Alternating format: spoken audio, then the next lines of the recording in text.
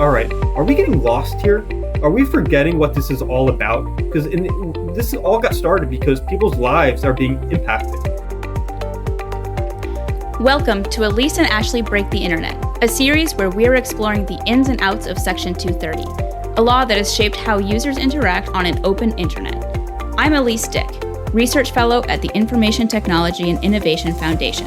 We're a TechPolicy think tank based in Washington, D.C.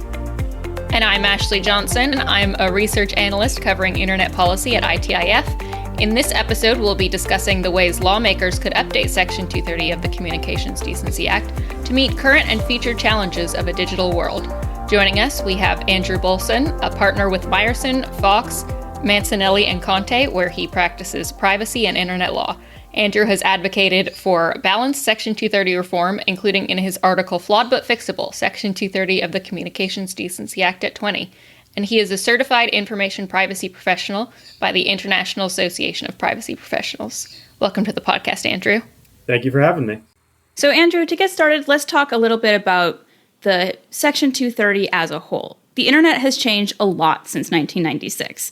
Has Section 230 kept up? It has not. This is one of my biggest issues with the law, is that it just was designed for a different internet. I would like to say that when Section 230 came out, I look at the internet in a more tangible forum. So think of the internet in 1996 as a little bit of a village. Okay, you didn't have that many people around. Everyone kind of knew each other. And then over the last 25 so years, it's gone from a village to like a town to really now what it is a metropolis. And the laws that you need to govern a little town are going to be a lot different than you're going to need to govern a very large city, and some of these platforms are obviously almost nation states unto themselves. So the laws just have not kept up at all. That's the biggest problem. So one of the key arguments from proponents of Section 230 is that it upholds free speech online. But this naturally is going to come with some trade-offs. Do you think that current intermediary liability law in the U.S. sufficiently balances free speech with other potential harms online? I mean, that's a big question. That is fair. Yeah. So it's obviously, and there's no easy answer. And this is like the lawyer of me coming out, where I think that the part of the problem with the conversation over 230 is that you have two fields of thought and not much in between. It's become this binary conversation between, if you eliminate Section 230, basically the internet as we know it is going to collapse unto itself. And that if you keep Section 230, all these harms, internet extremism, abuse, all these issues are just going to overwhelm the internet. And I think that we need to have more of a balanced approach. That's something that I've been advocating, frankly, for years. So I don't think the liability situation right now as it stands is sustainable. I think it needs to be addressed. I think it needs to be reformed. But I think that the overall concept of it is a good concept. I just think it needs to be re-examined. You've argued that Section 230 in its current form presents a danger to Americans' privacy. Can you explain how Section 230 is a privacy issue and why you believe that amending it should be a priority for privacy professionals? Yeah, absolutely. So what I think that gets lost in the conversation is privacy really in its heart is all about protection. It's about protecting people's privacy rights. And to me, that's about most importantly, their safety, emotional well-being. So obviously like bullying situations, but I think primarily I'll look at it as an online safety issue. And what you have a situation now is that websites are just not incentivized. Well, basically you have no floor to standards that could protect, online safety. And that's where the law is really flawed. So we need to create incentives to create more standardized mechanisms to increase online safety and therefore online privacy. And one of the things that I focus as an advocate and also as an attorney, I bring my my attorney hat to every conversation I have regarding Section 230, because I'm a big fan of what I call process-oriented or procedural-oriented reforms.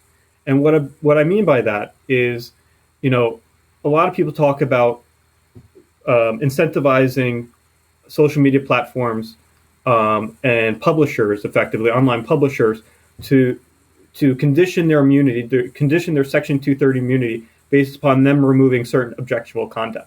I do think that's somewhat of a difficult ask for them, because anytime you're asking someone to remove subjective content, that creates issues. However, I do think that you can make more of a system to incentivize based upon objective standards to improve safety and therefore privacy. If that makes sense. If you want me to clarify on that, go on. Sure. If you can give any specifics for what this sort of reform would look like. Yeah, absolutely. I'd love to.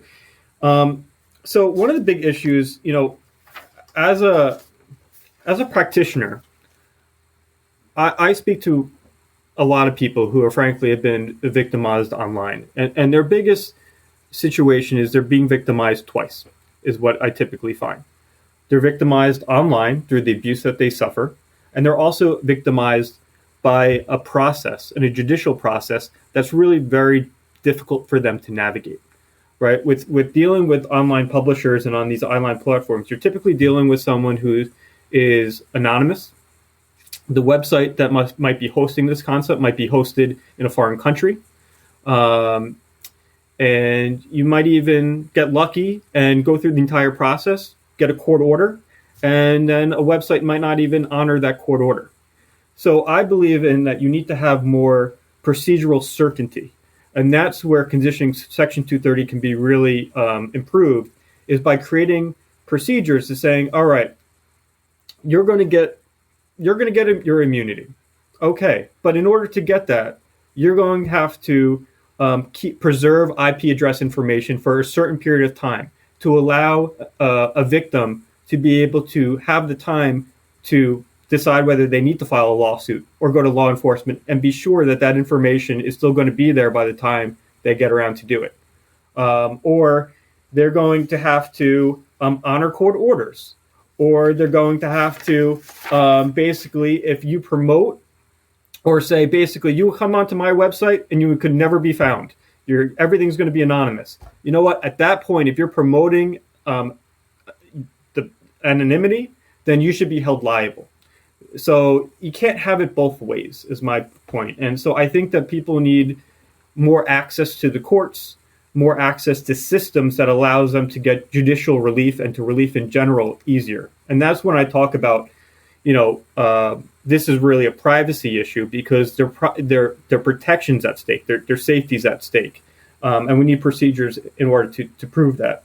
Another issue, and Section 230 also gets kind of lost in other areas that really need improvement. And that's certainly areas like data broker reform.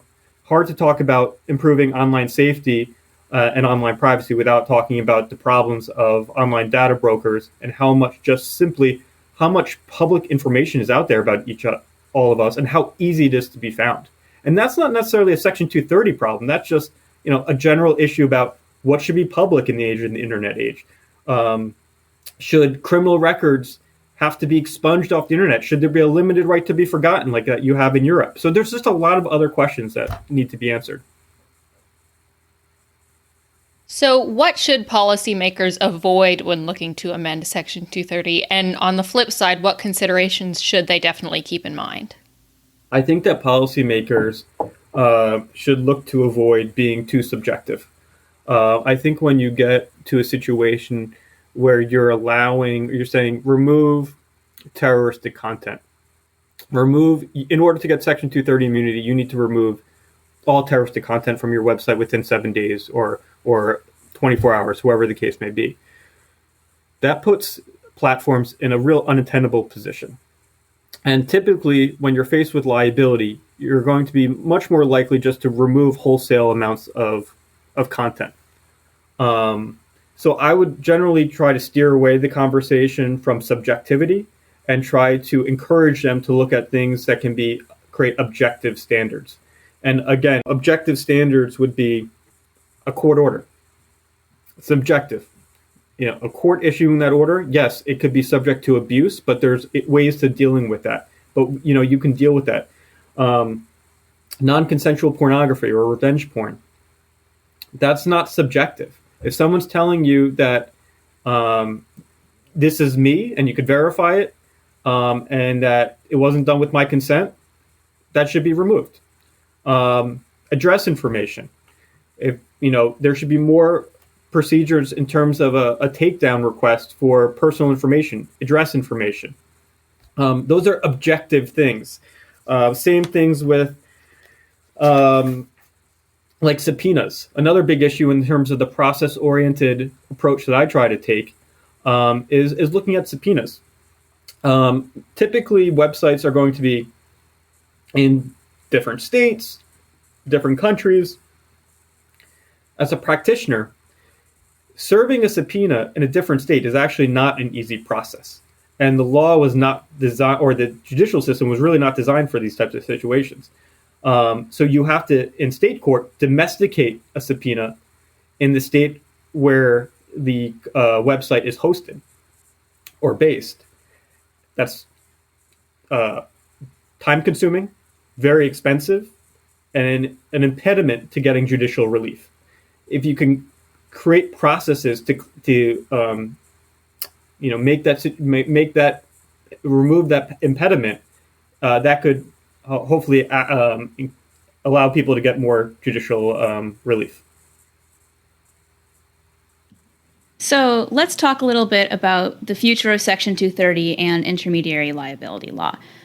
What are future developments in terms of both policy and any emerging technologies beyond just social media platforms or web hosting services that could challenge the way we currently approach content moderation and intermediary liability? Do you see any transitions or changes coming up now or in the near future?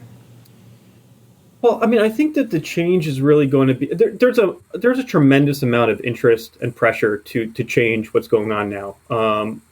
I do think that the status quo is just not working right now, because I think it creates a situation where victims are way too, again, victimized twice. In terms of, so I think there's going to be a tremendous effort to reform it. Really, the answer, the question out there is what does that look like? Technology certainly has a role to play in content moderation, and whether you remove Section 230, reform it, or whatever happens, content moderation is still going to play an important role. I don't think Facebook and Twitter and all these platforms, they're not going away anytime soon. So whether that be AI or other technologies, certainly going to have a role in content moderation. What that role is in terms of a Section 230 reform effort, that's going to be that I'm not terribly clear about. I think an exciting area of intermediary liability, though, is really on the marketplace.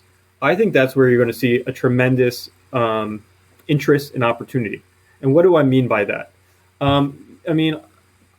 I look at it in terms of like what's happening with Parler and the quote unquote the stack, right? What you have here is a private enterprise that other companies basically said, you don't have baseline content moderation. Your website is so dangerous that we just don't want to do business with you.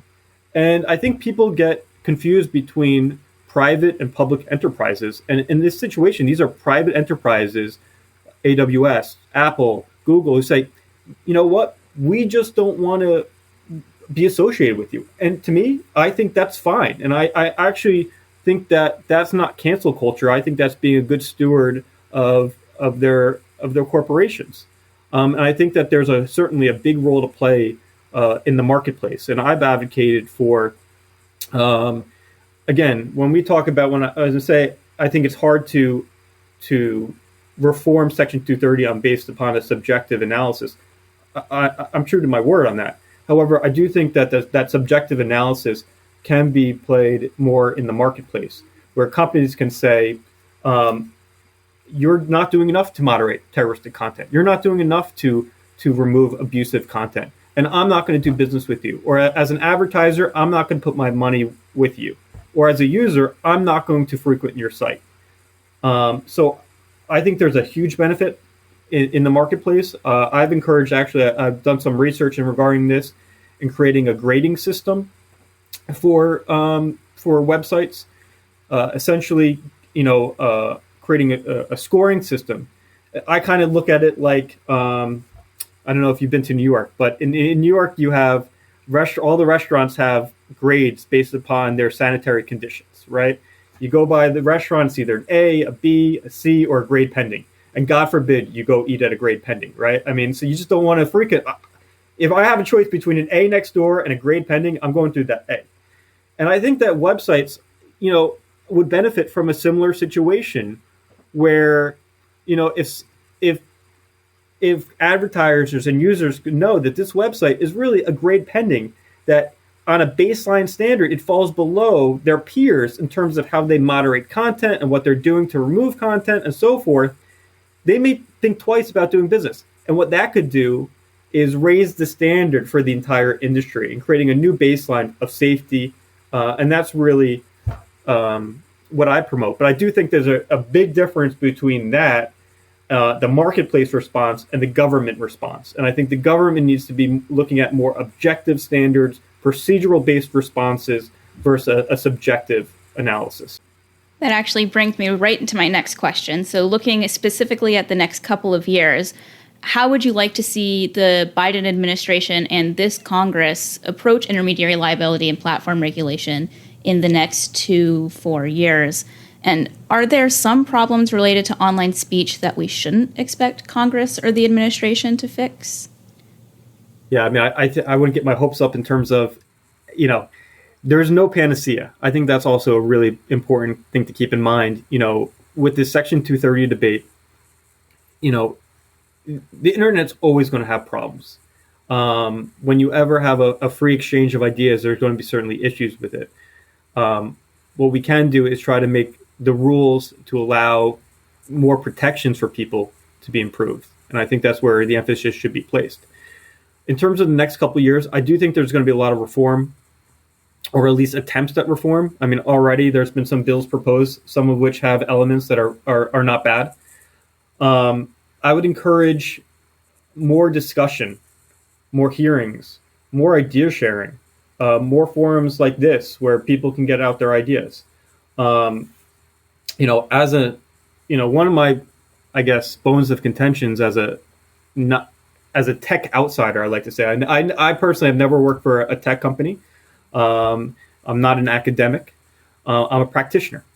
And I do think that one of the things that the administration should be wise to do would be to take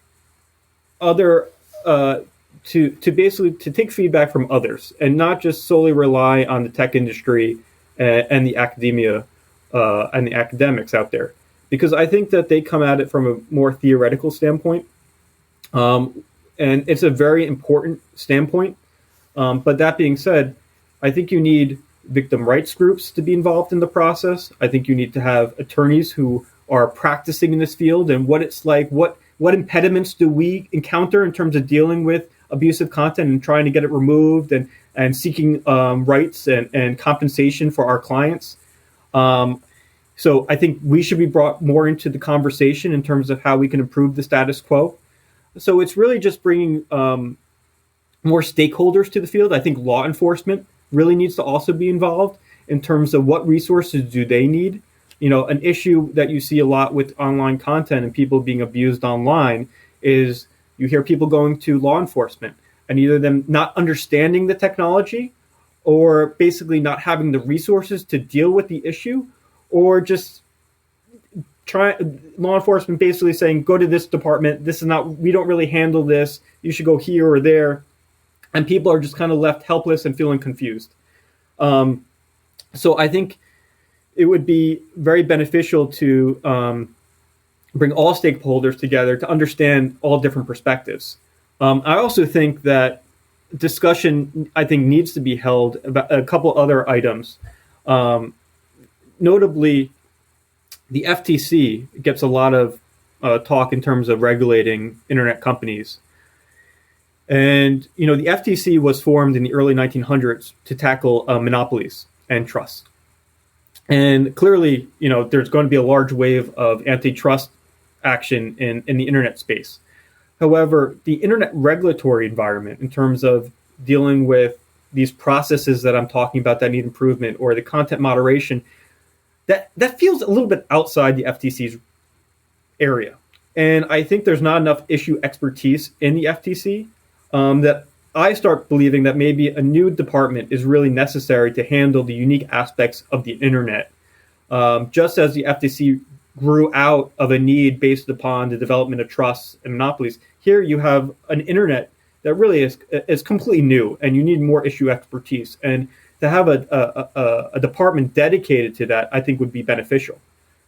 Likewise, I think there's going to be a conversation that needs to be had as to whether we need, either in that new department or within the court system, a separate court system to handle online disputes. Because online disputes are really focused on speed, process, and that the rules are really unique to the issues. And so I think the concept of internet courts may get more play in the next couple of years. Going back to your expertise with privacy, are there any lessons from Section 230 and the surrounding debate that we can apply to the ongoing debate on data privacy, or vice versa? Yes. But not in the way I think you may think. I mean, I would say the concept is empathy. I think there needs to be much more empathy in the debate. Privacy, data privacy, Section 230, it is all about protecting people. That, in the end of the day, these industries are about protecting the rights of people, the well-being of people, the safety of people, and that can never be forgotten. As these industries mature, the first and foremost is every law that you look at, every data privacy law, say, what is your aim? What is your target? How are you protecting someone's not just privacy interest, but going beyond that and say, how does this safeguard them? How does this improve their lives? And I think that's where the issues are really interconnected. I think we're kind of sometimes get lost in the weeds of these laws and these statutes and who's getting fined and, these regulatory actions. And I sometimes shake my head and say, all right, are we getting lost here? Are we forgetting what this is all about? Because this all got started because people's lives are being impacted. And as a practitioner, that's what I deal with.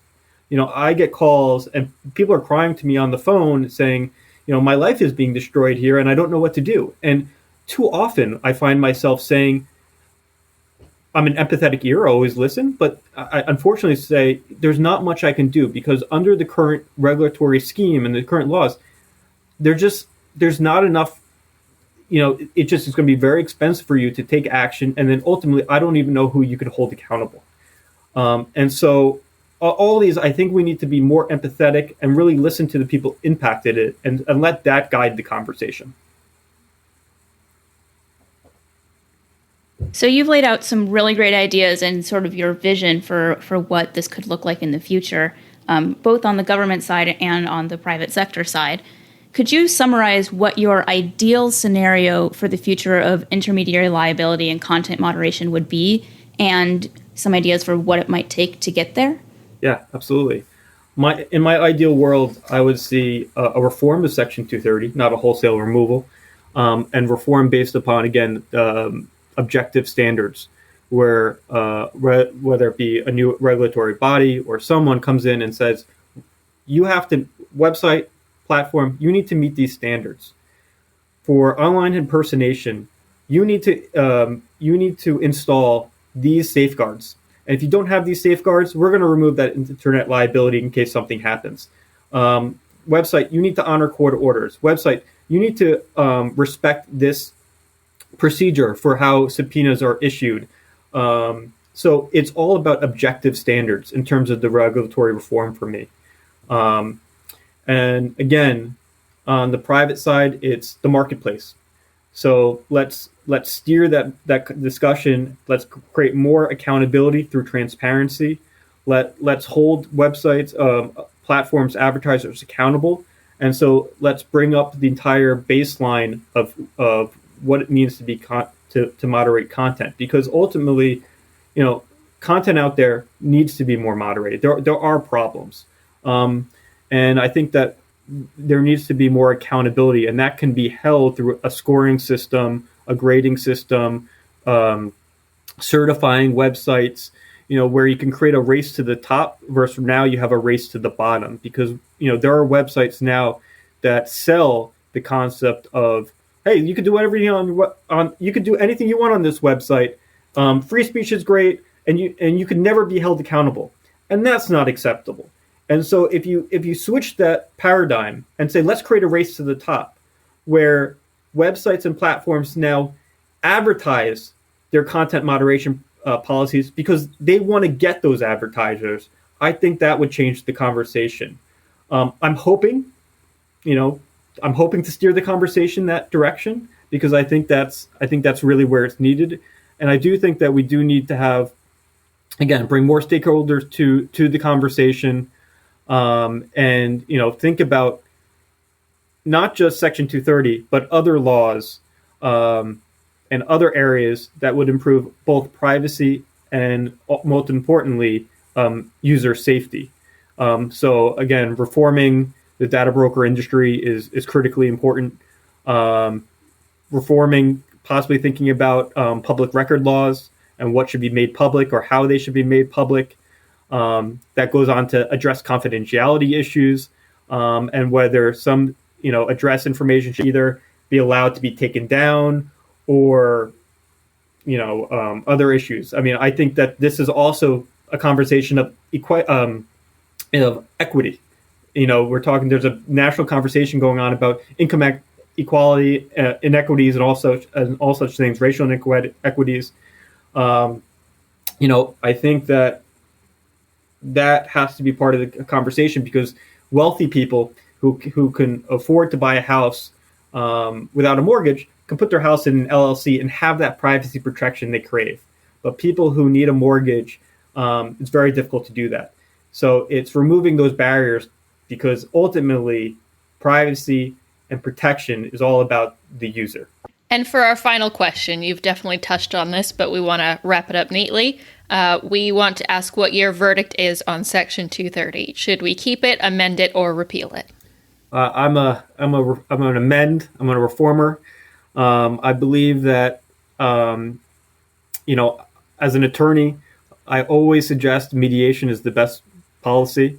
I think that, again, this binary choice between wholesale removal and keeping it as the only option, I just think it's a fallacy. I just think it's not innovative. I think that there's something that can be done, because the status quo, I think everyone agrees, enough research, enough conversations about the status quo just isn't working, right? And so if the status quo is not working, you have to do something. Doing nothing, I think the cost of doing nothing is costs more than doing nothing. Or I'm saying the cost of doing nothing is certainly costs more, but than changing it. But the question is how, and it's really how to make those changes intelligently and thinking through the consequences of those decisions to make sure that you're not doing things that will create unintended consequences to make things worse. And I think that's really important. For example, there's been a lot of debate about FOSTA, which was passed a couple years ago. And some people debate and saying the situation because of FOSTA has been worse for people within the sex industry than pre-FOSTA. So do you have these unintended consequences? And a lot of times, you have to think through, and people are going to make mistakes. And that's why I'm also advocate for more of a regulatory answer, where possibly a regulatory body can make those regulations and change them more easily, versus having to make the changes through statute, which typically it's a lot harder to change a statute than it is to change a regulation. So I think that you don't want to kick it always to an agency, but in this case, maybe that makes sense to create some baseline standards that we can work off of. Thank you so much for joining us, Andrew. If you want to hear more from Andrew, you can follow him on Twitter at NJPrivacy. That's it for this episode. If you liked it, then please be sure to rate us and tell friends and colleagues to subscribe. You can find the show notes and sign up for our weekly email newsletter on our website, itif.org. Be sure to follow us on Twitter, Facebook, and LinkedIn too at ITIFDC.